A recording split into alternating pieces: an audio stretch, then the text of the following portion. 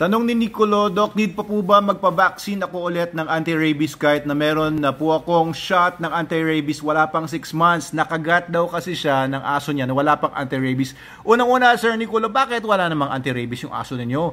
Nasa batas po natin na ang mga aso po natin, lagi po dapat meron yan anti-rabies. Kung walang anti-rabies ang aso ninyo, paglabag po sa batas yan na Anti-Rabies Act, you should have given him the proper vaccinations, no? Pagdating pa lang ng 4 months old ng isang tuta, dapat pinapabakunahan nyo yan ng anti-rabies, and then every year thereafter. So isa doon, mali na kayo doon. Pangalawa, pwede naman po kayo magpunta sa inyong human doctor para sa tamang human medical advice. Malamang po yan, baka bigyan kayo nung tinatawag na ERIG or yung post exposure na treatment for rabies, no?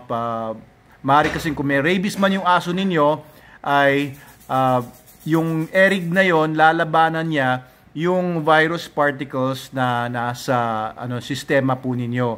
Okay, so yung binigay naman sa inyong anti-rabies vaccine 6 months ago, yun naman po ang ginagawa nun ay nag-i-elicit siya ng immune response sa katawan ninyo. Ibig sabihin, yung katawan ninyo may panlaban na ngayon sa rabies, no? Yung ERIG binibigay lang yon just as additional treatment para mas siguradong hindi kayo matitigok ng rabies. Okay, so again, ulit, number 1 ay mali po kayo doon. Dapat ang lahat ng dogs natin, guys, may anti-rabies. And sana yung mga dogs natin, hindi natin pinapakawalan, hindi natin inahayaang lumabas ng bahay kasi ang rabies ay isang virus na nakukuha sa mga kapwa aso or pusa or any warm-blooded animal yan. Kaya kung yung aso nyo naman nasa loob ng bahay, ay maliit lang po yung risk ng rabies transmission sa inyo.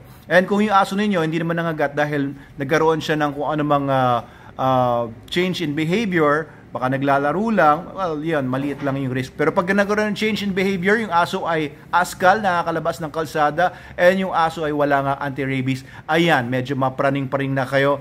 Ang praning levels nyo na from 1 to 10, dapat nasa mga 7 yan. So, go to your nearest animal bite center or hospital para sa ERIG shot ninyo or medical advice.